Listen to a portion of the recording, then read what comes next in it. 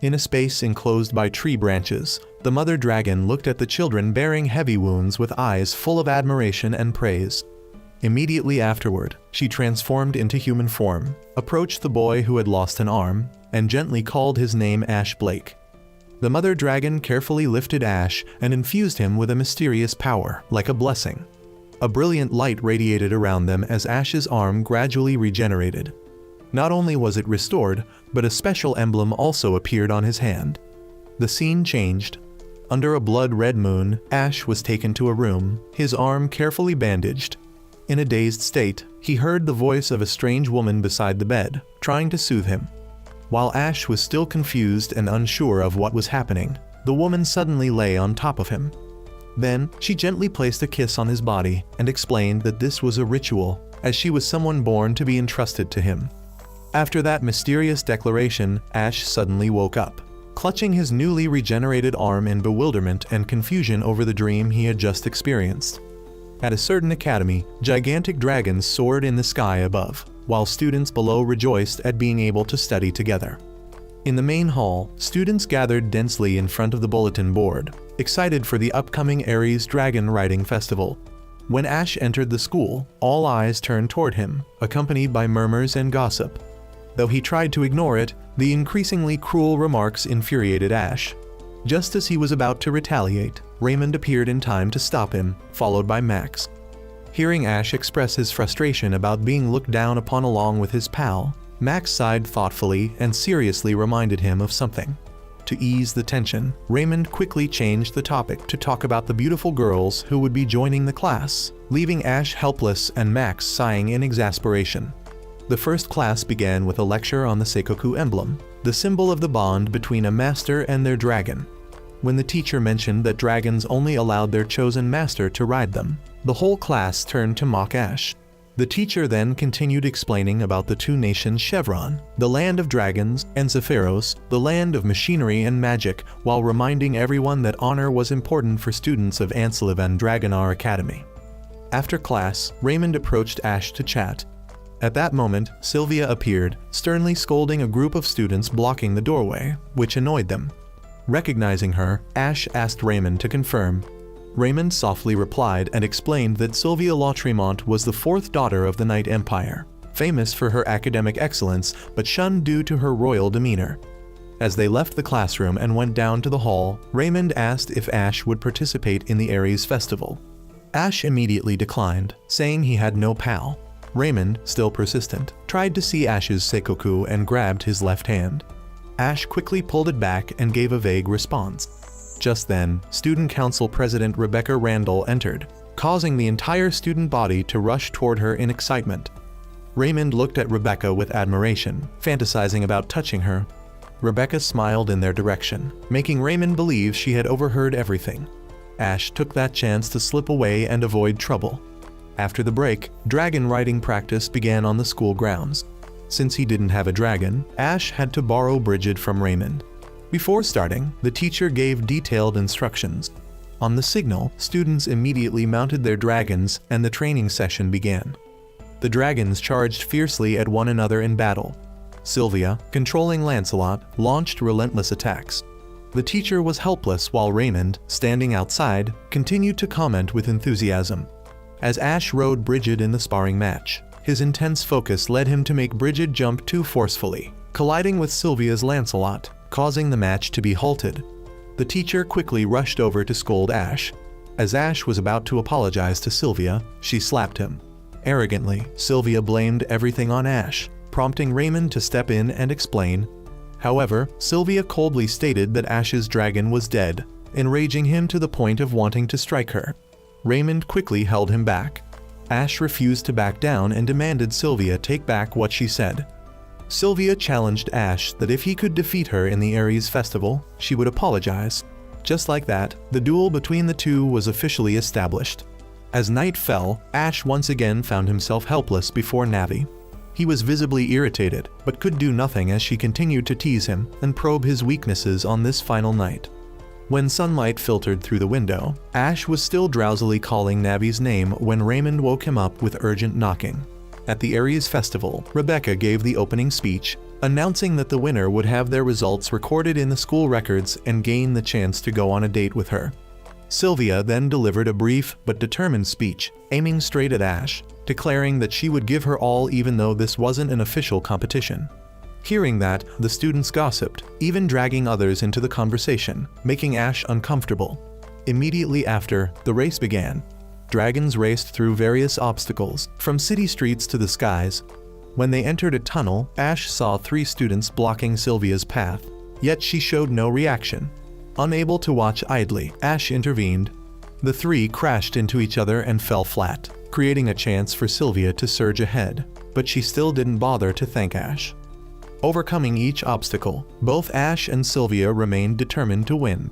Upon reaching a clearing in the forest, Ash stopped to rest and encouraged Bridget.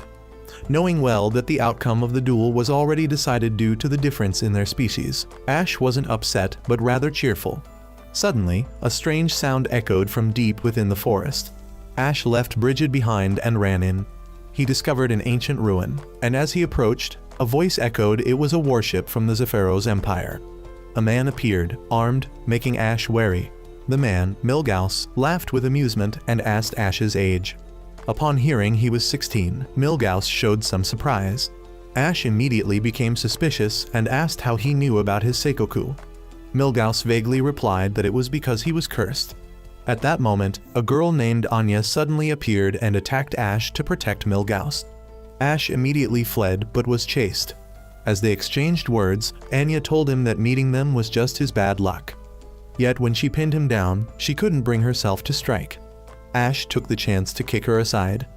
Just as Anya was about to attack again, a rock wall unexpectedly collapsed. Ash pulled her back, sacrificing himself in the process, and fell into a ravine. Anya was stunned. Milgaus appeared and told her to leave. Meanwhile, as Ash seemed on the verge of death, the Seikoku on his hand began to glow. Milgaus and Navi, elsewhere, also sensed the surge of power. In his daze, Ash saw a large round object floating before him. When he touched it, it shattered, revealing a petite girl. Holding her in his arms, Ash wondered why she was a human and not a dragon. Navi's image appeared, along with cryptic words. Ash was half convinced, half doubtful, wondering if the girl might be his pal.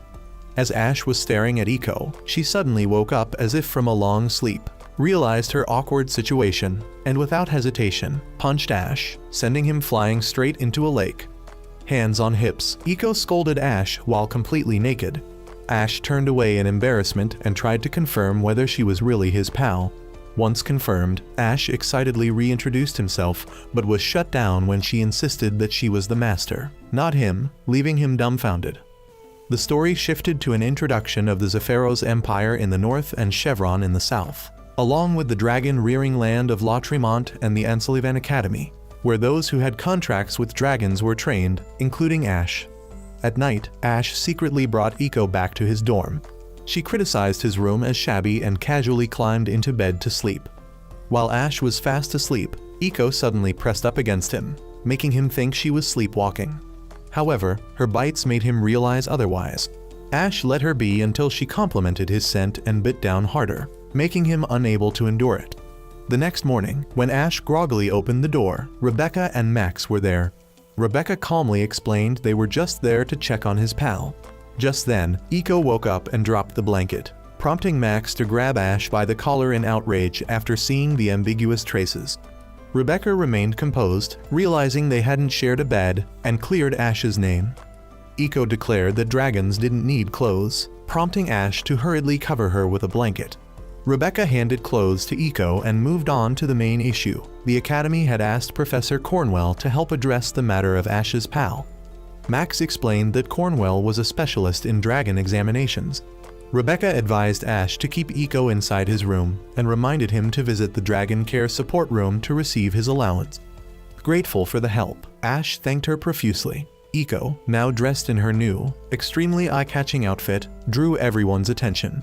She excitedly admired herself in the mirror, praising her own appearance while Ash stood helpless. As Ash was wondering what he should buy for her, a crepe stand caught Iko's attention. She claimed she was hungry because she hadn't eaten breakfast. Trying crepes for the first time, Iko was thrilled and declared she would eat them every day. When Ash reminded her that dragons had to eat meat, she suddenly weakened and collapsed into his arms, saying she felt hot. Panicked, Ash tried to take her to the infirmary, but Iko held him back. Under the gaze of onlookers, the atmosphere between the two became incredibly delicate. Just as their lips were about to touch, Sylvia and Cosette suddenly appeared. Sylvia scolded them, and when Ash, flustered, tried to explain, Iko suddenly sneezed, causing Ash to accidentally glimpse something he shouldn't under Sylvia's skirt, resulting in a punch. Sylvia became furious upon learning that the crepe contained anthar. Cosette quickly gave Iko a drink to lower the concentration. She explained that anthar was like alcohol, and feeding it to dragons was illegal. Sylvia was baffled that Ash could forget something so important. Cosette reminded her of the main reason they came. Sylvia admitted she was wrong to say Ash's pal was dead and apologized to him. Being a princess, she was embarrassed and quickly turned away and left. Cosette bid farewell and followed her. As Ash gazed after them with admiration, Iko pulled him back in jealousy and scolded him, unaware that someone was secretly watching from afar. When Ash turned to look, the figure had already disappeared. After the commotion, Ash and Iko continued shopping. At a women's clothing store, when the staff referred to her as Ash's little sister, Iko furiously pulled the curtain aside in protest, even though she was still trying on clothes. After shopping, Ash sat exhausted near a waterfall with Iko, who was still asking for more crepes despite not finishing the one she had. During their bickering, Ash realized Iko didn't have a name. He told her he had intended to call her Iko from the beginning, as it was the name of the first pal of the breeder Rosa Maria. The moment she received her name, a wave of power radiated from her, and the seikoku on Ash's hand lit up. The contract between them was formed, and their astral flow became one. Iko then went to use the public restroom nearby, unaware that someone was secretly watching her. As she was washing her hands, that person appeared behind her with a bottle of dangerous liquid. The scene shifted to Sylvia and Cosette talking about earlier events, with Sylvia awkwardly trying to justify herself. Reunited with Ash in the awkward situation at the women's restroom, Sylvia immediately scolded him. Ash retorted, saying Iko had been inside too long. The two quickly investigated and found Iko's hat and traces of Alron powder, evidence of her kidnapping. Ash recalled a strange sensation earlier and linked it to Milgaus and Anya. Sylvia deduced Ash's intention to search for Iko and tried to stop him. For the first time, Ash used his seikoku to activate the astral flow under Sylvia's guidance. When he focused on Iko, the mark glowed and created a trail of blue butterflies that led the way to where she was being held. Ash followed the butterflies to an abandoned mansion. While he was trying to open the door, Sylvia noticed a magic circle with Alron stones on the stone pillars. Once Ash managed to open the door, they hurried inside, unaware that the stones had begun to glow. Meanwhile, in a laboratory, Iko awoke bound tightly. The woman who had kidnapped her, Angela, admired her power and revealed her goal was to experiment on Iko to understand why dragons had human forms. Angela was surprised to find Iko more intelligent than other dragons and decided to dissect her body. Just in time, Ash and the others arrived. Sylvia broke down the iron door, forcing Angela to stop. Furious, Ash demanded an explanation. Angela calmly replied she was acting under the Academy's orders. Sylvia recognized who she was, and Ash, recalling Rebecca's words, muttered in disbelief. Angela explained her reasons, but Ash refused to accept them and demanded she return Iko. Angela immediately revealed a stash of Alron powder as her trump card, causing the entire mansion to shake. Thanks to the Oracle's magnetic field, dragons couldn't get close. She then summoned a magic circle that put Sylvia and Cosette to sleep. Ash tried to resist the drowsiness but eventually collapsed as well. Angela's actions were not driven by malice. She didn't want to harm someone who bore the dragon hunter's mark. With tears in her eyes, Iko screamed loudly, activating the astral flow that resonated with Ash and awakened him. With a single swing of his arm, Ash shattered the magic circle and destroyed the Alron. Angela watched in shock as Ash approached her with overwhelming presence. Iko ran to him, sobbing uncontrollably, then delivered the third punch of the episode. After an exhausting day, Ash returned to the dorm, sitting beside a sleeping Iko and lamenting in disbelief that everything really happened. He repeated the same question from before, but this time gently stroked her hair with a sense of peace. The next morning at school, Raymond ran after Ash, asking about the rumors from the previous day. Ash initially panicked, thinking Raymond meant Angela, but sighed in relief when Sylvia was mentioned instead. Raymond found Ash's reaction suspicious, but let it go. Neither Ash nor Sylvia expected Angela to become their new subject teacher. While the rest of the class was thrilled, Ash and Sylvia were horrified and in denial. At that moment, inside the student council room, Rebecca was leaning close to Ash under a very legitimate pretense.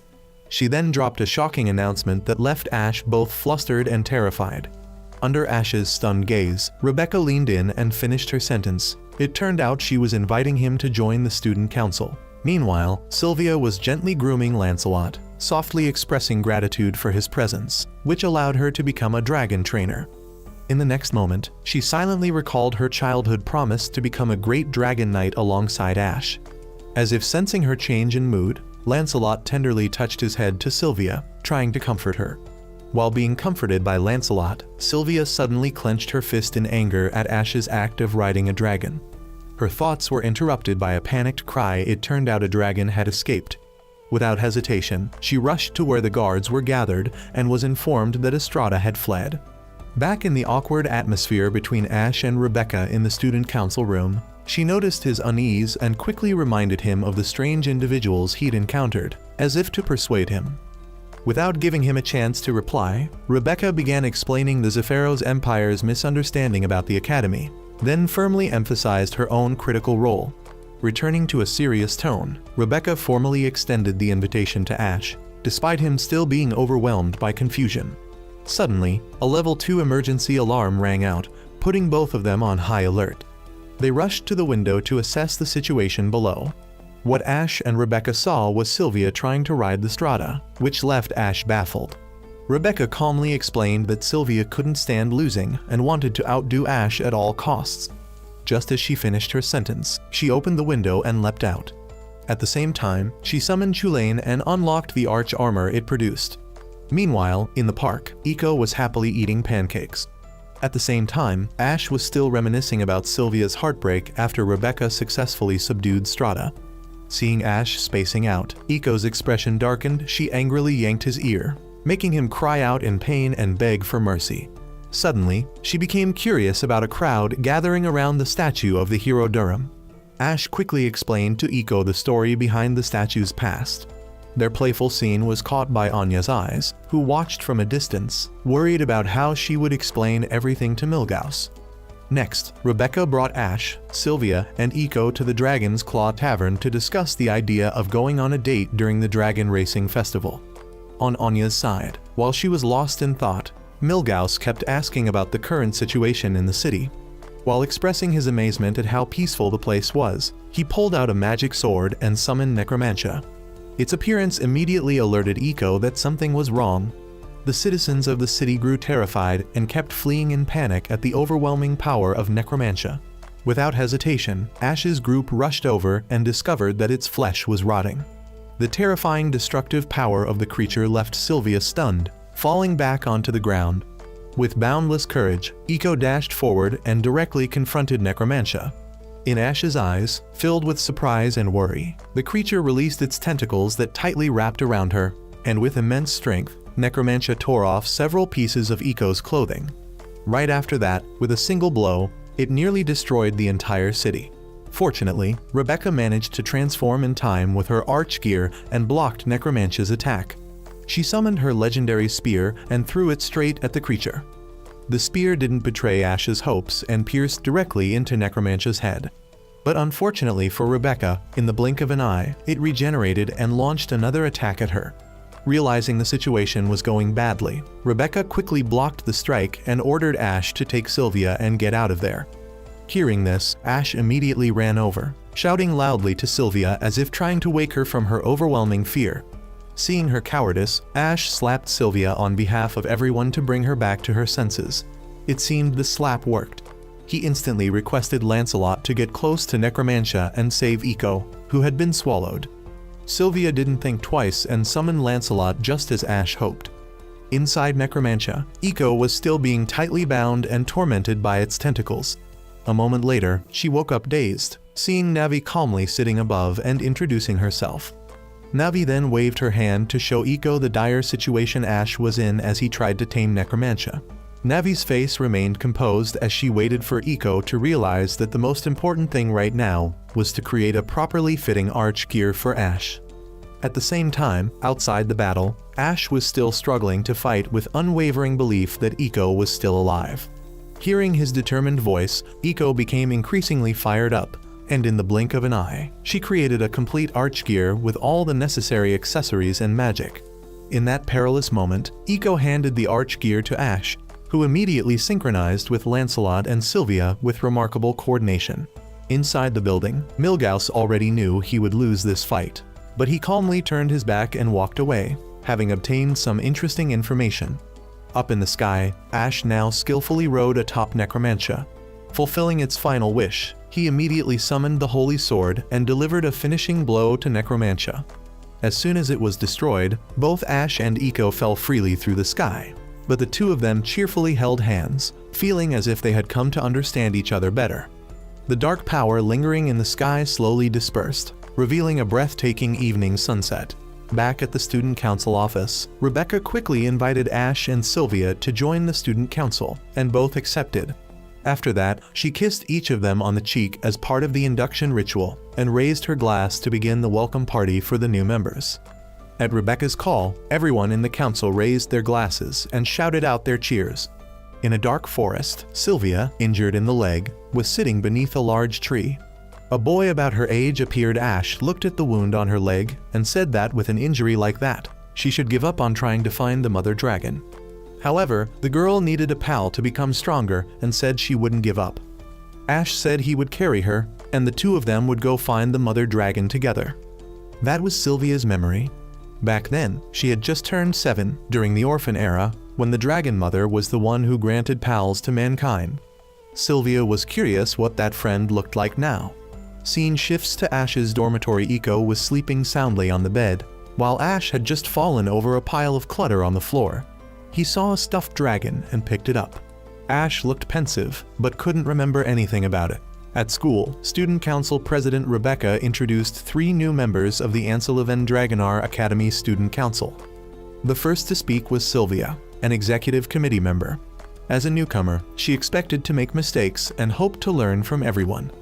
Next was the most troublesome student of the academy, Ash, who was in charge of general affairs. He admitted he wasn't sure how he could help, but said he would do his best. Finally, there was Iko, the humanoid dragon girl, Ash's pal. Cosette had dressed her in a dazzling dress, and she looked adorable as she stepped out to greet everyone. Iko raised her hands in a claw-like gesture and let out a cute roar, making everyone burst into laughter. A little later, in the school hallway, Iko blushed and denounced the act of making a dragon a public laughingstock as unforgivable. Ash stepped in to explain that Cosette only wanted to help, and people laughed because they found her lovable, not to mock her. His first task as a student council member was to remove all flyers posted on bulletin boards without permission. Iko reached up to take one down and sternly warned that he was only allowed to follow her orders, no one else's. She looked at the flyer in her hand, curious who was the Silver Knight. Ash explained that the Silver Knight was a legendary hero in the novel Holy Dragon Knight, the one who defeated the necromantia and saved the city. Iko was surprised wasn't this Ash's fan club? Ash scratched his head and laughed sheepishly. Scene shifts to somewhere outside. A horse galloped at full speed. Overhead, a dragon-shaped airship fired deadly cannon shells, attacking fleeing bandits below. One of the bandits spotted a human figure in the distance and quickly warned his comrades it was the Iron Blood Valkyrie. She had long blonde hair and cold blue eyes, and she immediately charged forward. Seeing this, the bandit ordered his men to shoot her down. However, with lightning-fast footwork, the Iron Blood Valkyrie dodged everything with ease. Holding a massive sword in hand, she declared she would eliminate the vermin bandits causing chaos in the nation. Just a few swings of her sword, and she had completed the mission. Back at school, in the classroom, Raymond came to pat Iko on the head and complimented how beautiful she looked in the dress. At the mention of it, Iko got angry and punched Raymond hard in the face. Just then, Jessica walked in and introduced herself as the president of the Silver Knight fan club, with Lynette beside her as vice president. Jessica explained that since they hadn't met the Silver Knight yet, They had come to gather more information about their idol. She asked if anyone in this class had seen the hero who defeated the necromancer. Sylvia stood up and told them to leave, since class was about to start speaking as a student council executive committee member. Jessica laughed condescendingly, disregarding Sylvia's authority and assuming she didn't understand her grand ambition. Sylvia couldn't comprehend what she was talking about. Then Jessica revealed her ambition to have a child with the Silver Knight. This shocking statement left Ash and Sylvia speechless and drove Eiko into a fit of rage. Fortunately, there was still one sane person in the fan club. Lynette pushed up her glasses and criticized that declaration as a violation of the club's sacred rule of innocence, honesty, and cuteness. Jessica immediately retracted her statement and was forgiven by Lynette. Lynette then revealed that Sylvia had been present during the necromancer incident. Jessica instantly asked if she knew the Silver Knight's identity, but got no response. At that moment, Ash told her to leave since class had started. Rebecca then appeared, wanting to talk to the student council, but Jessica arrogantly demanded she reveal everything about the necromancer incident. Rebecca wasn't someone to be threatened. She stepped forward and whispered something into Jessica's ear. Jessica was flustered and called for the entire club to leave. Everyone was once again taken aback. In the student council meeting room, Ash learned that Jessica was not a noble. Rebecca explained that Jessica's family had served her Randall household for generations, and that was how she used threats to control the girl. In reality, Jessica was a good child, but her excessive desire to become a noble made her act irrationally. In this country, archers were considered nobles, and if a commoner married a Silver Knight, they would become a noble. Rebecca warned that if Jessica found out Ash was the Silver Knight, she would stop at nothing to obtain his seed. Sylvia blushed, while Eiko, still innocent, didn't understand what seed meant. Ash refused to explain it to her, so Eiko had to use Dragwiorth to find out for herself. Upon learning the meaning of seed, she too blushed. Rebecca then moved on to the main topic. Princess Veronica would be coming to Anselivan to inspect the aftermath of the battle with Necromantia. Hearing that her sister would arrive, Sylvia screamed in fear and hid under the table. Outside, after dealing with the bandits and escorting them onto the airship, Veronica changed her course to head for Anselivan. She was quite eager to meet Sylvia. On the bustling streets filled with people, Anya disguised herself as a cute flower girl, quietly observing her surroundings, hoping to find the person who had defeated Necromantia, as ordered by Milgaus, but it was harder than she expected. The laughter around her made her feel suddenly out of place amidst the lively city. Back at school, Sylvia remained gloomy and downcast. Ash guessed it was because she heard that Veronica was coming. Cosette decided to tell them the reason. Although Veronica was not a breeder, she possessed superhuman strength and exceptional sword skills, earning her the title Iron Blood Valkyrie. Because of her cruel nature, Veronica had subjected Sylvia to many deadly training sessions, one of which involved surviving on a mountain. Since then, Veronica had become a terrifying trauma in Sylvia's mind. After school, Ash wanted to comfort Sylvia, but was coldly rejected by her. Back in her room, under candlelight and with lavender essential oil helping to ease her mind, Cosette playfully gave Sylvia a massage to help her relax and sleep better. Early the next morning, Sylvia changed clothes, recalling the promise she made to her childhood friend that she would become a great knight. At the castle gates, everyone respectfully waited for the arrival of the Grand Princess Veronica. Ash told Eiko to behave, promising to buy her a crepe if she did. Just when he thought Sylvia wouldn't come, she suddenly appeared, saying she was fine, and joined the welcoming lineup for Veronica. The Sylvanus airship, Veronica's personal warship, appeared in the sky. It ran on the energy of Millennium, a fossil of a 1,000-year-old dragon. As the warship landed, everyone respectfully greeted Veronica. Grand Princess Veronica stepped off the warship and immediately searched for Sylvia. Sylvia stepped out to greet her and walked up to her older sister. Although it had been a long time since they met, Veronica angrily accused Sylvia of deceiving her and struck at her. Sylvia swiftly dodged, smiling as she removed her mask. It turned out to be Cosette in disguise. At that moment, the real Sylvia hurried over to pay her respects. Seeing her sister's stern expression, Sylvia trembled with fear. Veronica punished her sister right in front of everyone, slashing her sword down and tearing Sylvia's uniform. Sylvia, ashamed and humiliated, crouched down to cover her body, while Veronica verbally insulted and belittled her. Cosette quickly rushed over to cover Sylvia with a coat. Ash couldn't take it anymore and spoke up, questioning whether publicly disgracing one's family was the behavior of a true knight. However, Veronica realized that Ash was Ash Blake and immediately ordered Glenn to take him with her. The scene shifted to a ruined house on a mountain where Anya was writing a letter when a boy rushed in to report bad news. The Iron Blood Valkyrie had arrived in Anselivan, and the people of Tantalos had entered the city seeking revenge. Anya hurriedly descended the mountain to stop them. Back aboard the Sylvanus, Ash was dressed in a servant's outfit. Primrose introduced herself as the person in charge of training him. However, Primrose was so clumsy that she couldn't even handle her own tasks, let alone teach Ash. After a grueling training session, Ash collapsed on the table from exhaustion and discovered several books about legendary dragon knights, so he casually picked one up to read. At the school dormitory, Sylvia placed her slashed uniform on the bed, her sister's scolding still echoing in her head. Meanwhile, Ash was focused on reading a book when he accidentally bumped into Primrose's overflowing fruit tray, causing him to blush and apologize awkwardly. Primrose informed him that Veronica wanted to meet with him. However, before seeing the Grand Princess, Ash needed to undress, as the meeting place was a hot spring built inside the Sylvanus warship. Primrose demonstrated first, standing completely naked in front of him, then signaled the other maids to step forward and strip Ash of his clothes. At the same time, Rebecca and Professor Angela, both wrapped in towels, were also on their way to meet Veronica. Ash was unable to resist the maids, and his last piece of clothing was tossed away. In the massive bath, Veronica inquired about the necromantia incident. Rebecca speculated that it might have been orchestrated by the Empire. Professor Angela explained that it was a monster created through a fusion of magic and alchemy. Veronica believed it to be a conspiracy by Zephyros, though there was no solid proof. At this moment, Ash wondered why he had to be there, but Veronica offered no explanation. Eiko was floating around, intoxicated by the Anthar, enjoying the bath. Veronica felt disappointed that this unimpressive duo was the one who defeated necromantia.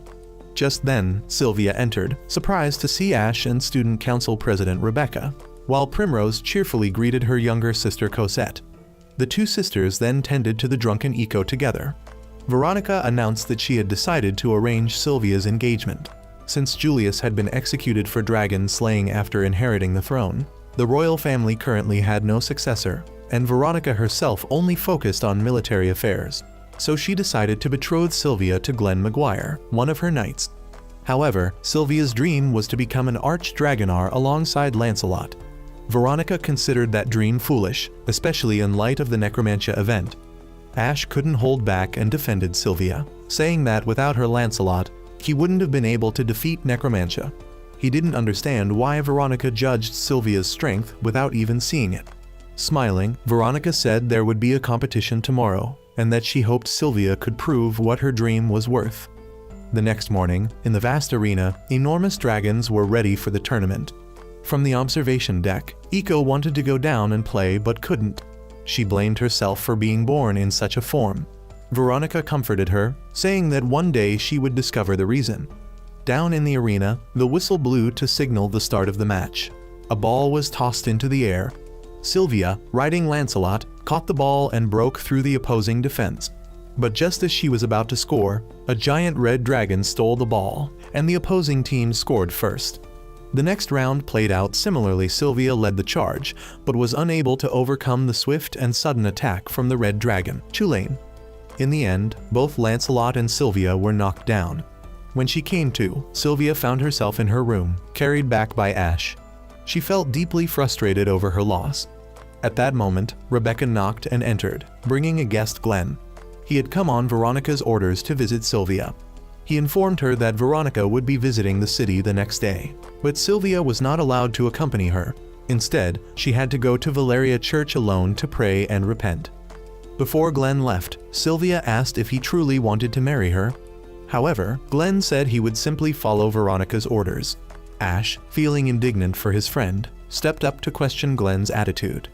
But to Glenn, Veronica's commands were absolute. Even if she ordered him to die, he would obey. Glenn also reminded Ash to know his place and stop being so arrogant. Sylvia realized that Glenn had changed since Julius's execution for dragon slaying. Veronica had taken Glenn in because she had the power to control a knight as skilled as him. Rebecca then informed Ash that the student council would convene the next morning to discuss the royal observation event. Sylvia was not invited because she was still injured. The next morning, Ash went to the student council meeting room and was suddenly tackled by Eco. She had gotten drunk on Anthar candy, her body burning hot and clinging tightly to Ash.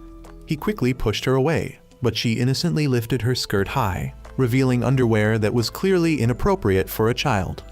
Eventually, Ash found the Anthar candy in Eco's mouth, but instead of spitting it out, she pushed it into Ash's mouth with a soft kiss, then collapsed into a deep sleep.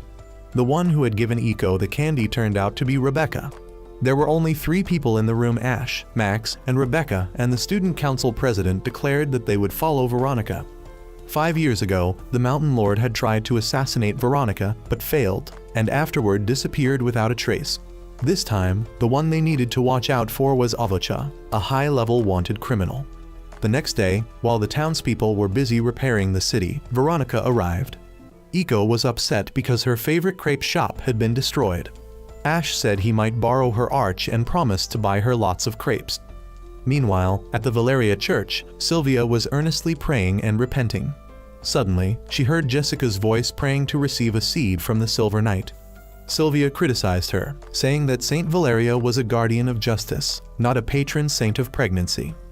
As the two argued, the church ceiling exploded terrorists and a large dragon descended, and standing on the dragon's back was none other than Avocha, the high-level wanted criminal. Previous scenes flashed back, explaining why Sylvia was at the church and why Avocha was there too. A black smoke column rose from one of the buildings, drawing the attention of many passers-by, including Ash and Veronica's group.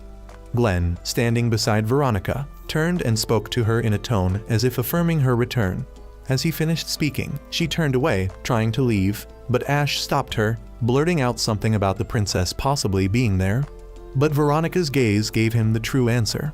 The scene shifted to the Sylvanus ship, where a signal from Valeria Church came through Avocha had appeared on screen. Even Ash was surprised by this reappearance. Avocha and Veronica exchanged words, but then Avocha presented them with a shocking sight. Jessica was tied up, wearing only underwear, with a pitiful expression on her face. A bomb had been placed right under her feet. And that wasn't all. Avocha had captured a whole group of people to use as hostages to threaten Veronica's group. Veronica's gaze toward Avocha turned ice cold. Before leaving, Avocha left behind a highly provocative message for Veronica. While others were terrified, Veronica saw it only as meaningless nonsense. Given the situation, she said, they could simply use Sylvanus to blow up the church. Hearing this made Ash visibly panicked. At the church, Avocha had her guards stationed carefully to avoid any slip-ups that could become a danger. Among the hostages was Sylvia, who looked toward Jessica with great worry. Thinking back on Jessica's words and actions, Sylvia felt conflicted. It should have been her hanging there, not Jessica. Next to Sylvia was also Anya, who considered standing up to help but ultimately couldn't act. Suddenly, the sound of a crying baby startled Anya, and she forced a smile to calm the child. Meanwhile, on the Sylvanus, the talk of Veronica opening fire caused alarm, but Rebecca quickly intervened. She had a solution and whispered it to Veronica. Next, Ash was shown approaching the church alone. Rebecca's words echoed this was part of their plan to rescue the hostages. Ash would act as a distraction to buy time for infiltration. Before leaving, he had even asked Eco to make him a set of arch. Returning to the present, Ash requested to enter the church for negotiations and was led inside by Avocha's soldiers. He was brought before Avocha, but instead of hearing soft negotiations, he uttered words that further terrified the hostages. What truly stunned Ash was Avocha's desire to see Veronica suffer from being separated from her loved ones. At this moment, Eco was trying her best to make an archer suit for Ash, while behind her, Navi appeared with a nonchalant face and teased her. However, it seemed creating an archer suit capable of suppressing a nuclear bomb was proving extremely difficult. While Ash was talking with Avdocha, the crying of the baby in Anya's arms caught Avdocha's attention, and she asked Anya to prepare food for her dragon. Ash stepped forward to stop her, but was restrained by the soldiers behind. In front of Anya now was the image of herself about to be made a sacrifice to the dragon. Suddenly, someone stepped in front of her, causing even Jessica to panic. It turned out to be Sylvia. In response to Avdotch's interrogation, Sylvia revealed her royal identity, and everything that had happened was recorded by a device attached to Ash and transmitted to Veronica, though Veronica dismissed it as foolish when she saw it. Avdotcha approached, her eyes gleaming with excitement upon seeing that Sylvia, Veronica's younger sister, had stepped up to protect the people, and now wished to die with honor like a knight. Seeing Sylvia's resolve, Avdotcha gave a clean slash not to kill her, but to shred every piece of clothing on her body, not even sparing her underwear. Sylvia was left completely naked in front of everyone, which nearly broke her down and made her collapse. At that moment, images from her past resurfaced, mockery and ridicule from both her relatives and friends, all of whom saw her as arrogant just because she was of noble lineage. Just as Avdotcha had said, once stripped of royal garments, Sylvia was no different from an ordinary woman. But instead of drowning in these negative memories, Sylvia stood up, taking Avdotcha's words as encouragement, and the previous slash as something that shattered the coward within her. It was as if she was reborn into a new person, which greatly surprised everyone present. While Avdotcha was still stunned, Glenn and Rebecca emerged from underground, standing in front of Sylvia and the captives as if to protect them. The two immediately struck first, with powerful and decisive attacks that brought down Avdotcha's soldiers, even forcing her to retreat. Seeing this, Ash broke free from the soldiers' restraint and rushed forward, only to be stopped by Avdotcha's blade. Behind her stood the dragon. She ordered it to charge and attack him, but after a flash of light, everyone saw Ash stop the dragon's assault with his bare hand, exuding an overwhelming aura. Thanks to the armor Eiko had managed to create just in time, Ash quickly defeated the dragon. The magical gun on his arm froze the church, the bomb, and even Avdotcha, who had intended to detonate it. That moment left a strong impression on everyone. In the end, everything was brought under control. However, it seemed Jessica didn't want to miss the opportunity, so she pounced on Ash, trying to get intimate with him right there in the sanctuary.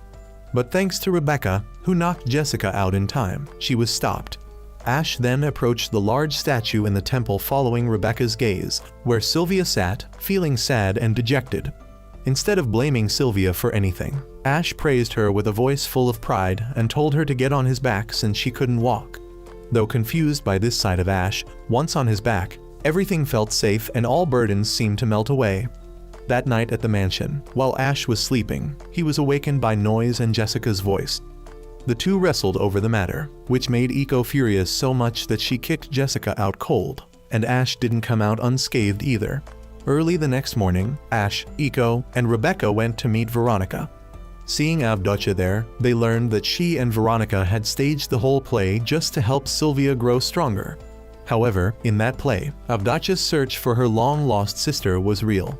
In the end, everything was resolved, and things started to improve. The figure of Eiko running swiftly through the dark night appeared. She kept running, her panting grew louder, and then she fell. Tentacles of unknown origin appeared and tightly wrapped around Eiko, and eerie eyes stared at her, as if observing her every move. In the end, she was mercilessly entangled. It turned out to be just a dream, and Eiko woke up in panic from it.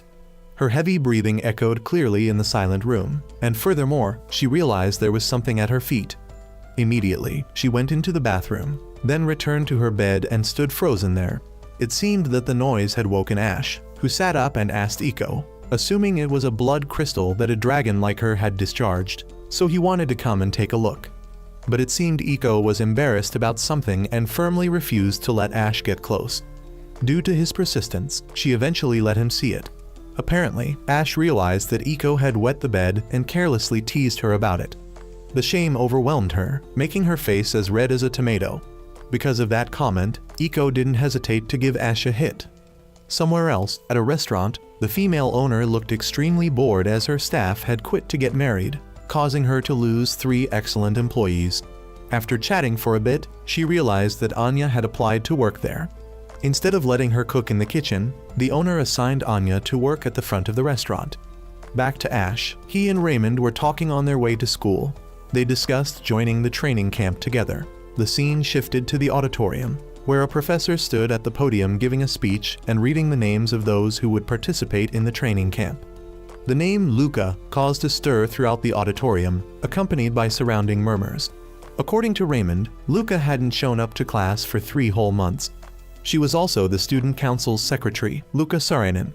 Just when it seemed everything was done, the professor suddenly mentioned a special invitation, and the one who made that invitation was none other than Rebecca.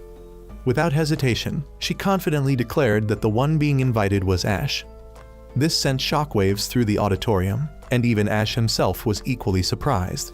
In a certain room, Ash and Rebecca had a small conversation, since his abilities had already been proven defeating dangerous foes, and having a high-level pal like Iko were great advantages. Their entire conversation was secretly eavesdropped on by Jessica and Sylvia, but because Max had urgent news to report, he barged in and exposed the 2 girls for listening in. It turned out there had been a fire somewhere, so they immediately rushed to the room in question. There, they found a coffin with someone lying peacefully inside. Thinking the girl in the coffin had died, Jessica jumped up in worry, but suddenly the girl sat up as if nothing had happened. It turned out the smoke was from incense, and the girl apologized to everyone for the misunderstanding.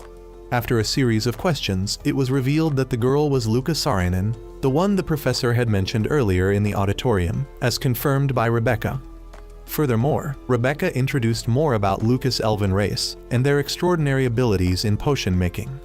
The girl was also the one who broke Rebecca's record and became the youngest dragon tamer ever. However, a problem had arisen. Luca hadn't been able to ride her dragon, Gawain, for the past 3 months. It was also revealed that if the astral flow between Luca and Gawain didn't function, the dragon's life would be in danger. Elsewhere, Iko had finished washing her blanket, but while feeling cheerful, she remembered the terrifying image from last night's dream and tore the blanket apart. On Ash's side, he seemed to be pondering what Rebecca had said earlier about Luca and Gawain. As for Anya, though she was taking a bath, her thoughts were still on Ash, causing her to slip and fall when she dropped the soap on the bathroom floor. Seeing herself looking beautiful in her new work uniform in the mirror cheered Anya up a bit. Back with Ash, he carried a bag that also contained food he brought home for Iko. The moment he called her name, she suddenly rushed over and hugged him tightly. While watching Iko eat, he was startled to see her sobbing and shedding tears. The 2 of them had a talk. Iko was trapped by a nightmare. The terrifying thing haunted her, making her feel more disgusted than ever. As night fell, Ash and Iko's room was quiet. Then suddenly Ash's voice rang out. It turned out he had gotten into bed next to Iko, surprising her. She thought Ash did it to help her sleep peacefully, but it was actually to stop her from wetting the bed again. When these words came out of Ash's mouth, Iko got angry and kicked him so hard that he crashed into the wall, then peacefully went to sleep. In class, Iko dozed off while the professor was lecturing, and Raymond misunderstood it for something else entirely. Suddenly, when looking out the window, Luca's figure appeared today. She finally returned to school. Luca approached Gawain, and although separated by a wall, the bond between them was still felt. But remembering the moment she fell from the dragon's back and the roar it let out filled Luca with fear, and she ran away. Ash saw this and went to tell Rebecca, asking for help. Since he had experienced something similar to Luca's current situation, Ash understood it well and wanted to help her. Rebecca told him there was a way, but the danger level was extremely high. Ash had to ride Gawain like he once did with necromancia in order to sense its emotions. Ash, along with Iko and Sylvia, went to Luca's room to talk. But before saying anything, Luca was already captivated by Iko's cute horn and jumped on her, hugging, biting, and licking her, ignoring Iko's protests. Eventually, Ash managed to speak, asking Luca to go to Gawain's dragon stable where Rebecca was waiting for her. Right after that, Luca boldly changed clothes right in front of Ash and the others. Rebecca wanted Luca to approach Gawain once more, but due to her fear from last time, she tried to run away. Rebecca stopped her. In the end, Ash received permission and approached Gawain, wearing the arch armor made by Iko. What he wanted was to understand why Gawain didn't want Luca to ride him. But as he got closer, Gawain's roar and anger overwhelmed him. A single tail swipe destroyed the dragon stable. At that moment, it seemed Gawain had flown away, but thanks to Rebecca's warning, Ash realized it was right above him, preparing to strike with the terrifying power of a dragon. Gawain attacked, destroying Ash's defensive armor. His vision started to blur amid everyone's worry. That night, Ash sorrowfully apologized for being unable to help Luca and Gawain. Rebecca thought the upcoming training session would be a good chance to uncover the truth. Upon hearing this, Ash quickly volunteered to persuade Luca to participate. Meanwhile, in her room, while soaking in the bath, Luca unconsciously recalled the beautiful moments between her and Gawain. When he was still a small dragon taking his first steps, Luca joyfully caught her cute baby dragon. Suddenly, Ash's voice came from outside the door, checking on her. A little later, Luca invited Ash and Iko into her room and served them tea. Ash apologized for not being able to understand Gawain's emotions. When he noticed Luca falling silent, he quickly changed the topic to the upcoming training. He encouraged her to join, saying she needed to face Gawain once more, that it was a destined path for both of them. The quiet atmosphere between Ash and Luca annoyed Iko. She flipped the tea table in frustration. She pointed at Luca and accused her of being weak and cowardly. Her harsh words made Ash try to stop her, only to be scolded by Iko as well. Refusing to back down, Ash raised his voice and argued back. As the two of them bickered, Luca quietly pondered Ash's words. She recalled the joyful times riding on Gawain's back. Then she spoke up, declaring that she would join Ash and Iko. That night, Milgaus suddenly appeared in Anya's private room. Anya reported her assignment of monitoring Ash and Iko over the past few days. As soon as she mentioned the upcoming training camp, Milgaus suddenly remembered the Willingen tomb, where the ashes of small dragons suitable for experimentation were buried.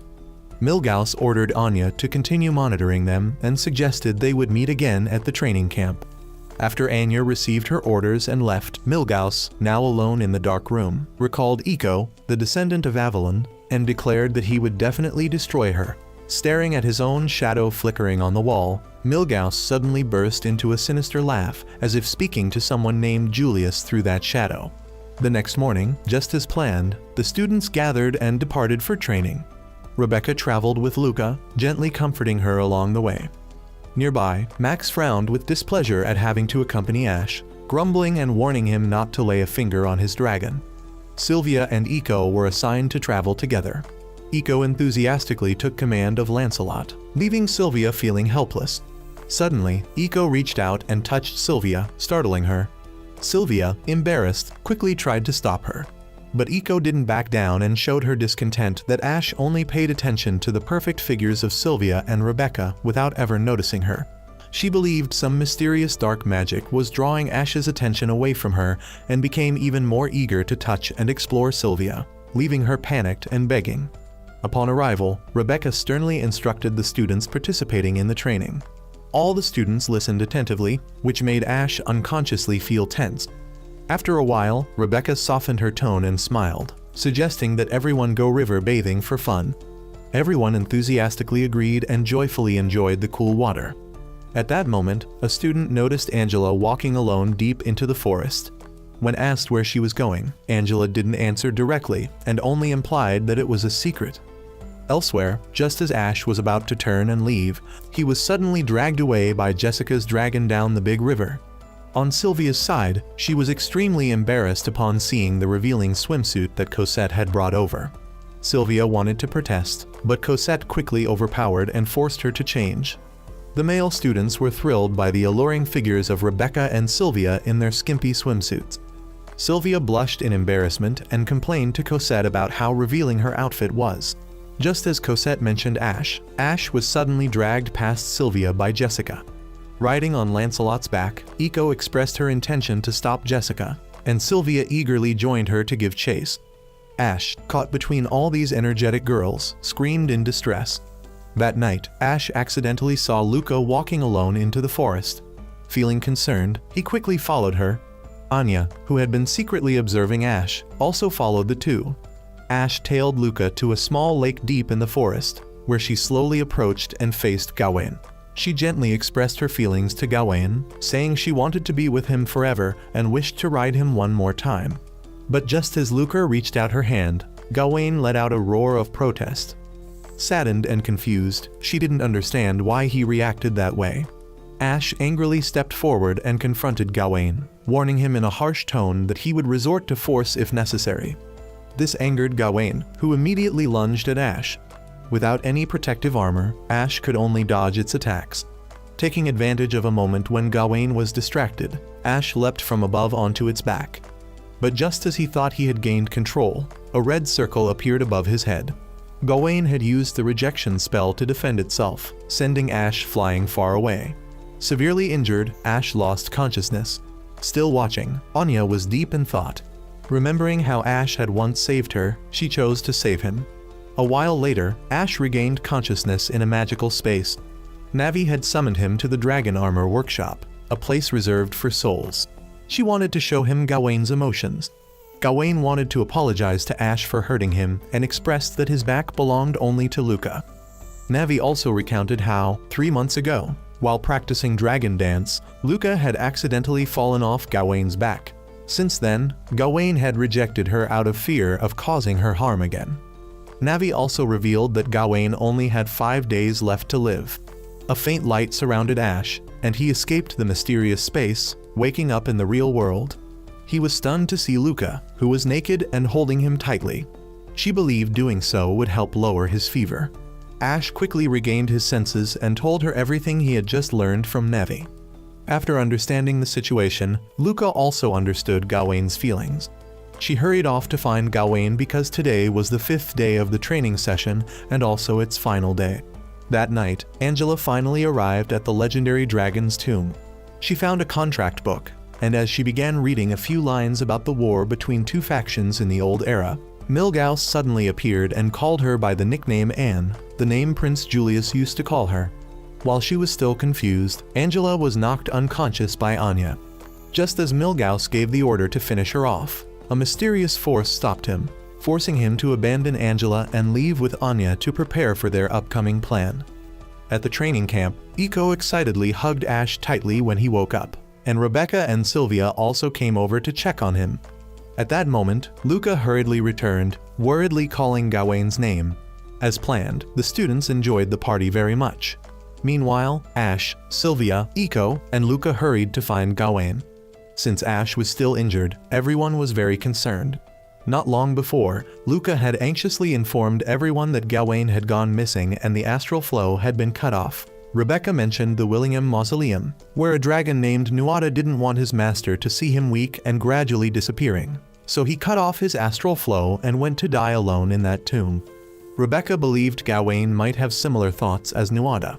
She suggested temporarily postponing the ceremony and having the students surround the Willingham Mausoleum. Ash objected to this idea, wanting everyone to enjoy the party. He insisted on taking care of the matter with Luca. Ash then rushed toward the mysterious Willingham Mausoleum. From above, Milgauss spotted Lancelot's figure and summoned something sinister. Ash and the others finally arrived at the tomb's entrance. A violent earthquake struck, alarming everyone. Strange clouds appeared above their heads, and a sense of dread made Iko increasingly anxious.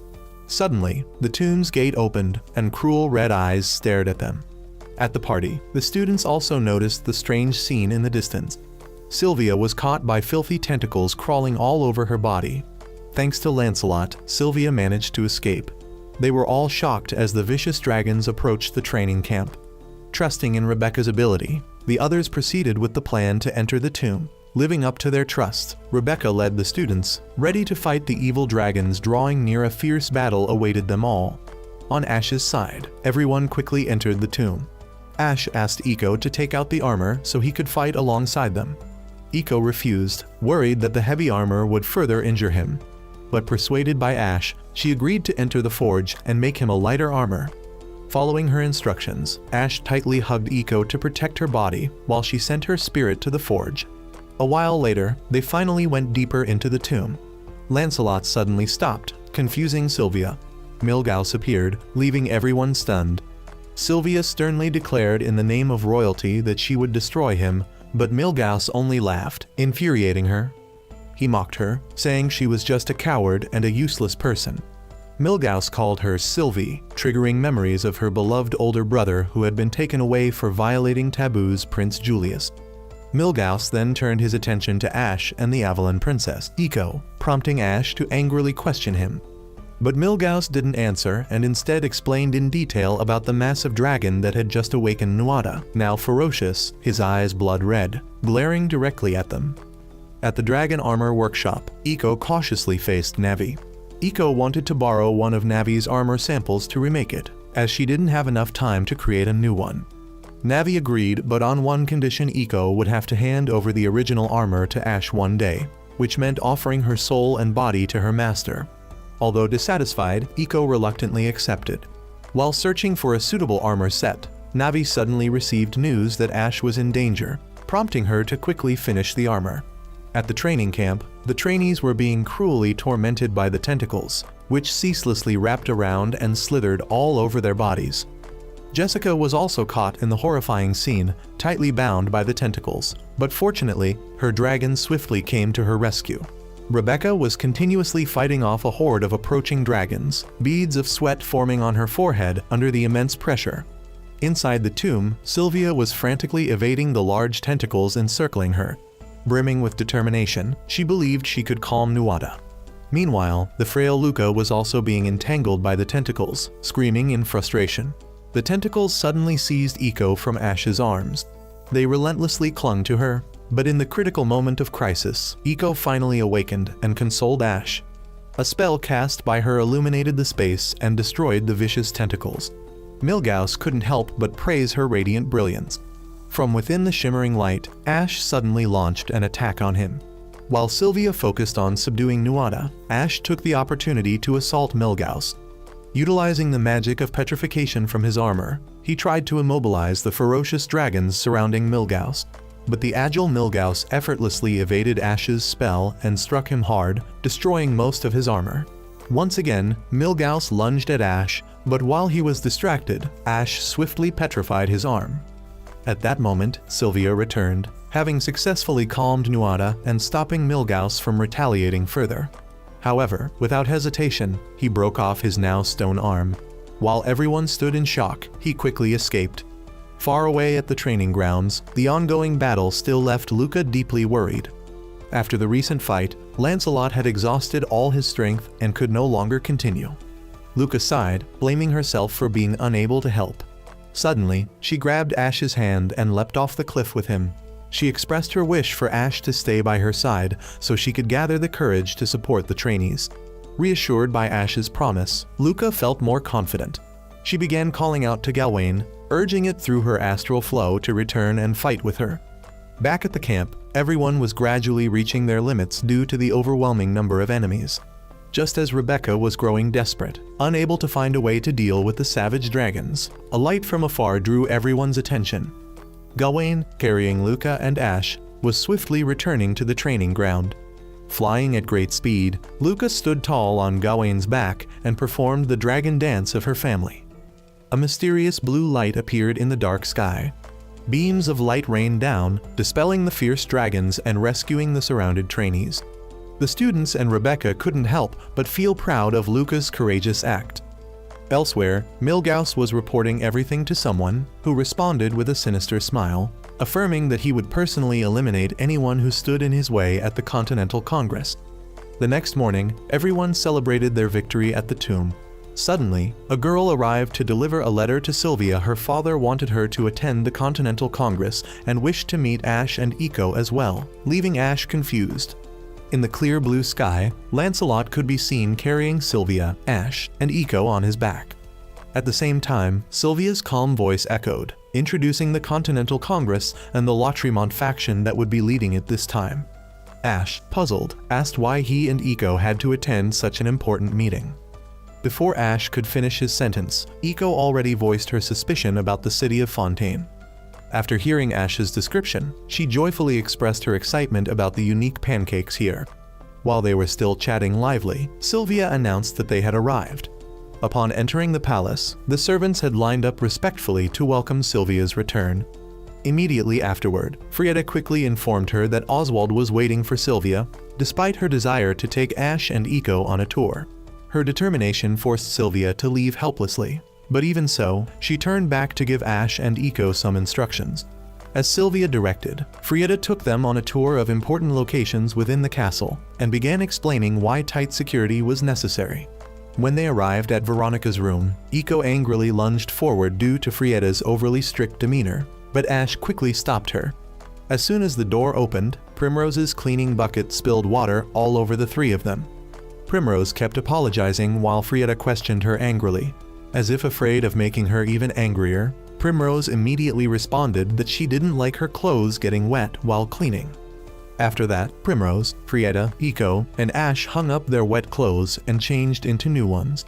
Frieda then assigned Primrose the task of cleaning and watching over Ash and Eiko. As Frieda was walking away, a small incident suddenly occurred that made her face turn pale in panic. Seeing this, Eiko immediately jumped forward to cover Ash's eyes from the indecent sight. Back with Sylvia, as she was opening Oswald's room door, his hurried figure came flying toward her so fast that she couldn't help but punch him. Not only did this punch not make him angry, but on the contrary, Oswald even looked more excited than before because Sylvia reminded him too much of his late wife. In the blink of an eye, the two were sitting at the table having a serious conversation about the upcoming parliament. Sylvia became even more curious about why Ash and Eiko were invited, and Oswald eagerly explained that he was just looking for something to kill time, leaving her speechless. At the same time, Veronica's room had already been cleaned up by Ash, and noticing Eiko's curious eyes, he approached and invited her to explore the city with him. At that moment, Sylvia and Oswald's expressions turned more serious than ever when they mentioned their older brother who had been exiled. As she stepped out of the room, Sylvia silently criticized Oswald's terrible lie in her heart. When night fell, the city lit up, and the dazzling lights made Eiko excitedly run around everywhere. She kept asking questions about everything, and Ash and Primrose took her around to eat and have fun. Their joyful moments were being watched by Anya, who had secretly been following them the whole time. Later on, Ash apologized to Primrose, who was tired and lying stretched out on a bench. Before they could get too formal, Eiko loudly called out to Ash, demanding he buy her a pancake. While she was still excitedly ordering, Ash's face gradually turned red from seeing the affectionate couples nearby. Eiko also became confused by what she saw, and even though he was flustered, Ash still tried to explain it to her. The atmosphere around them grew more romantic as Eiko allowed him to hold her hand. They both blushed even more when they saw a couple kissing romantically in front of them. Suddenly, an airship with the Weiterschassen family emblem appeared in the sky, abruptly cutting off the sweet moment. At some point, Cosette had appeared behind them, carrying Primrose over her shoulder, and her unexpected arrival made Ash and Eiko instantly separate. Back at the royal palace, just as Ash and Eiko had changed into formal clothes to meet Oswald, Sylvia entered in stunning attire. Seeing her, Ash didn't hold back his compliments, which made Eiko grit her teeth in anger and grab him while scolding him.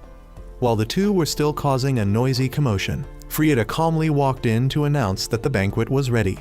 Soon after, they finally met Oswald, who warmly praised them like a friendly king.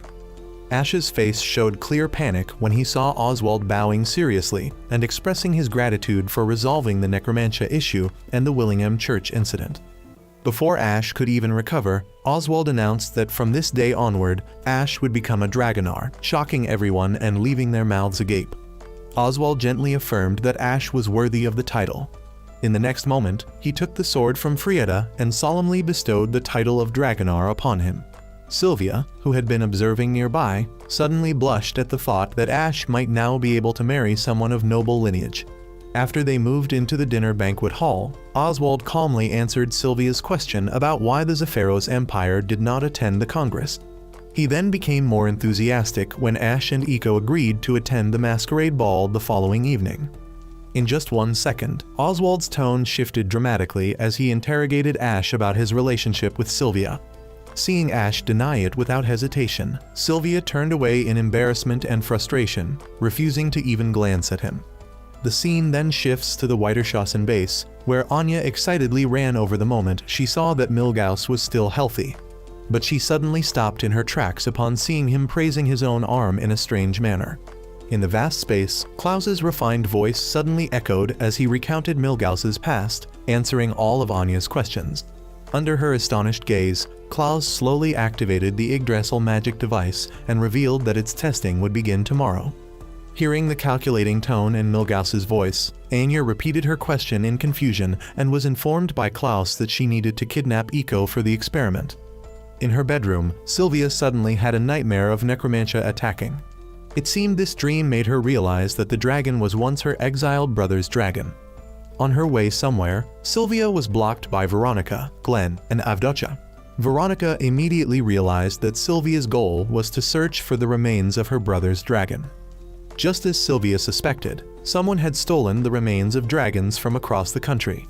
This news from Veronica only strengthened her suspicion that Milgauss was in fact her exiled brother. As if afraid Glenn and Veronica wouldn't believe her, she went on to recount all the clues she had gathered. Veronica immediately instructed Sylvia to keep this secret, as it concerned the survival of the La Tremont kingdom. Because her clothes were dirty, Cosette persuaded Sylvia to bathe, and she also joined her at the communal lake. To help relieve stress, Cosette brought along shampoo and body wash and offered to massage Sylvia's front.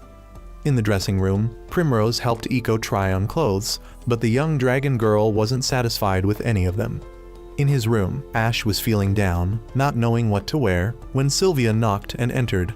She just walked in and quietly sat on the bed beside Ash, with neither saying a word. Eventually, Ash had to speak up and ask if she came for something, breaking the awkward silence. After thinking for a bit, Sylvia decided to share her worries with Ash.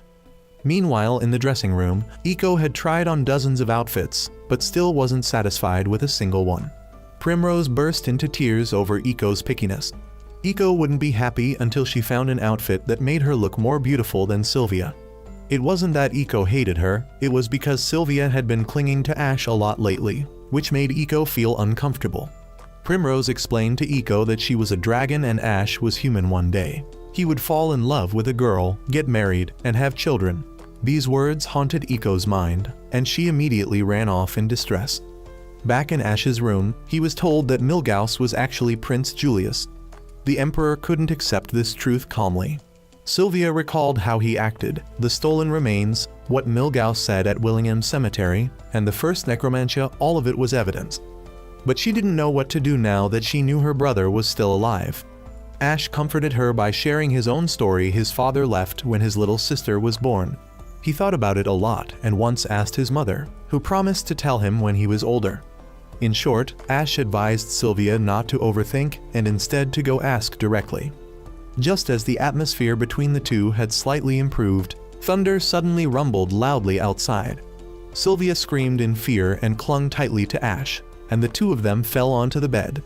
Seeing that there was no more thunder and lightning, Ash sat up and tried to remove Sylvia from himself, but her weight caused her to fall back onto the bed.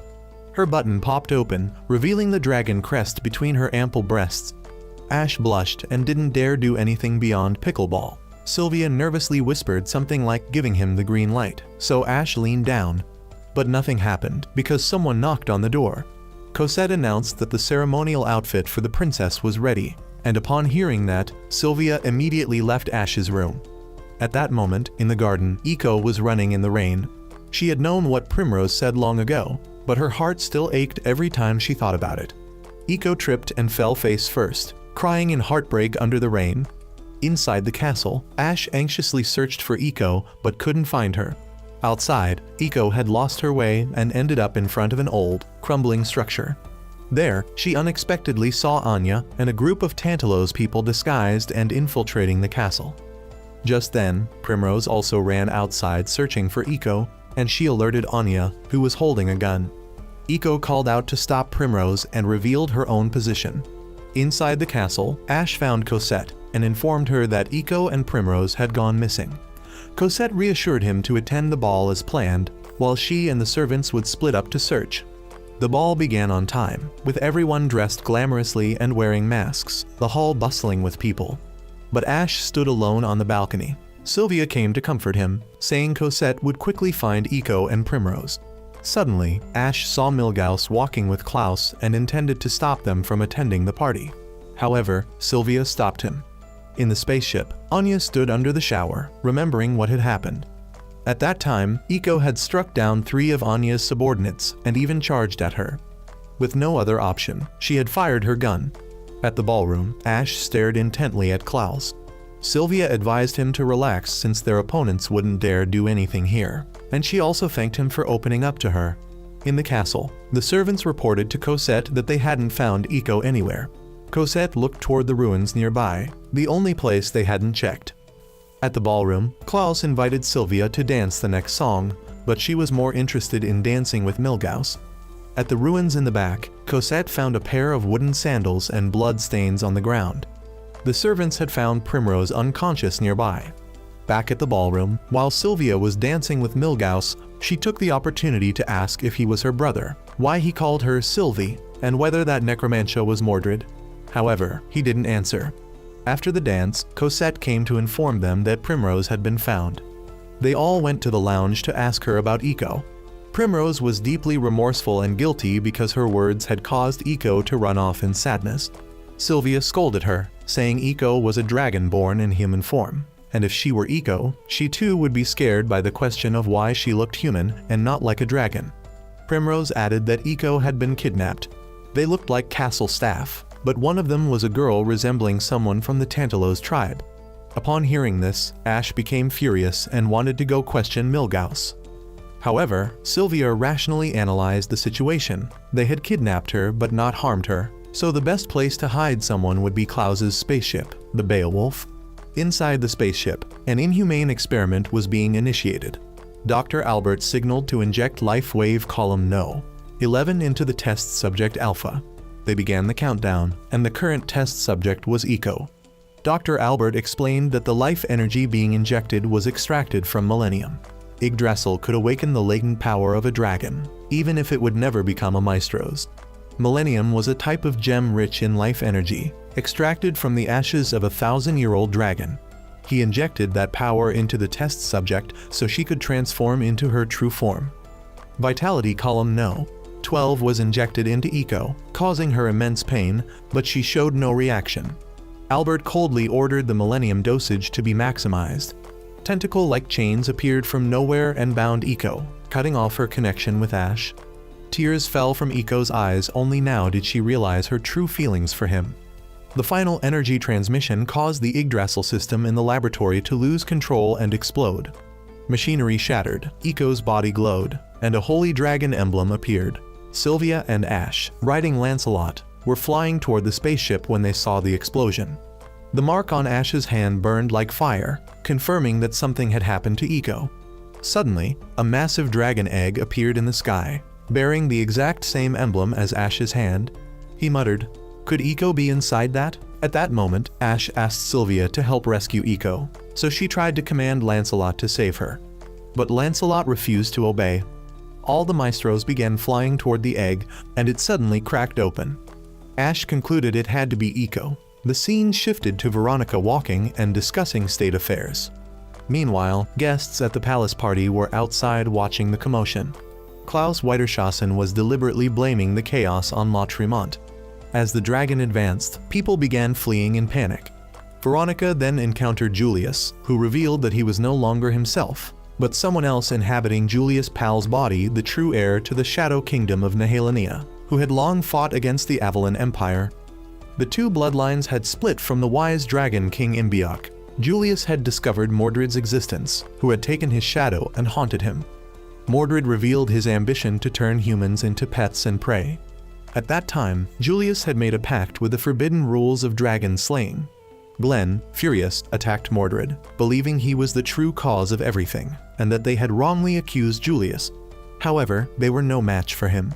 Mordred walked toward the dragon and exited Julius's body.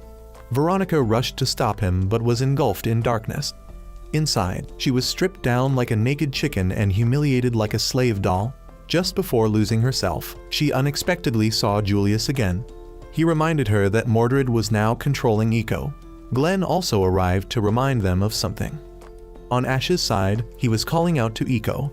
She had been taken over by Mordred and transformed into another form. Navi sat upright inside her as Mordred's eerie voice echoed, asking if she was Dragways, and demanding she hand over her vast knowledge. If Mordred could merge with Navi, he would be fully reborn as the Dark King. Navi refused because she didn't want to become like Nehelania. She supported the princess and the Knights of Avalon, and praised Ash for being far superior to Mordred. Enraged, Mordred summoned his tentacles to attack Navi. The scene shifted outside. Eco was rising into the air. Ash rushed forward to save her, but Sylvia stopped him. By now, Veronica had come out with Julius and Glenn, explaining that this wasn't Milgauss but Julius. Julius stepped up and presented a plan. First, they had to force Mordred out of Eco's body. As long as Navi kept resisting him, Mordred couldn't fully resurrect, giving them a chance to bring Eco back. Julius knew this because Mordred had gained his memories, and he had regained Mordred's as well. Julius explained that he had obtained the airship by manipulating Veronica, who had a shameful secret she couldn't reveal to others, so she reluctantly lent him the ship and promised to let him log out after they returned. Meanwhile, Ash was closing in on Eco. At that moment, Ash was approaching Eco. Sensing a threat, Eco's body immediately fired a beam of light toward Ash. Julius, piloting the ship, skillfully evaded the blasts. Meanwhile, Navi was battling against the enemy by summoning chains to restrain him. Ash continued to rush toward Eco, who was currently trapped inside a cage. Navi appeared before her and approached to share a portion of the knowledge she possessed. Then, Navi showed Eco an image of Ash desperately trying to reach her and save her. Eco was deeply moved and determined to save Ash.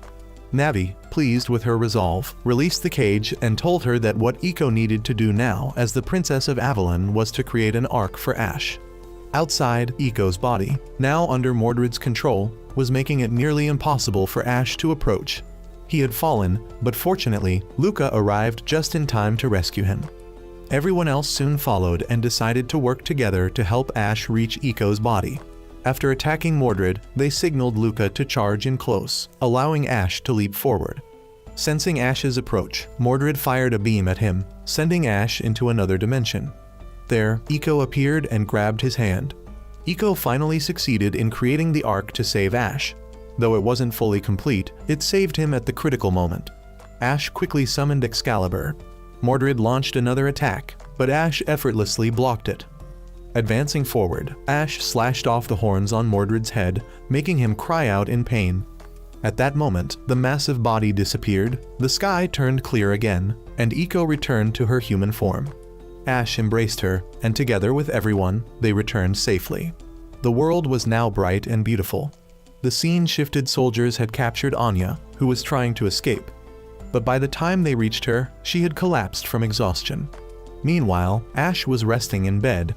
Mordred had managed to escape. After Sylvia and the others left, the Continental Parliament had been destroyed. Everyone fled in chaos, including Klaus Weiderschassen. Julius considered this a promising new beginning and believed the rest should be handled by politics. Everyone said goodbye to Ash and promised to see him again at school.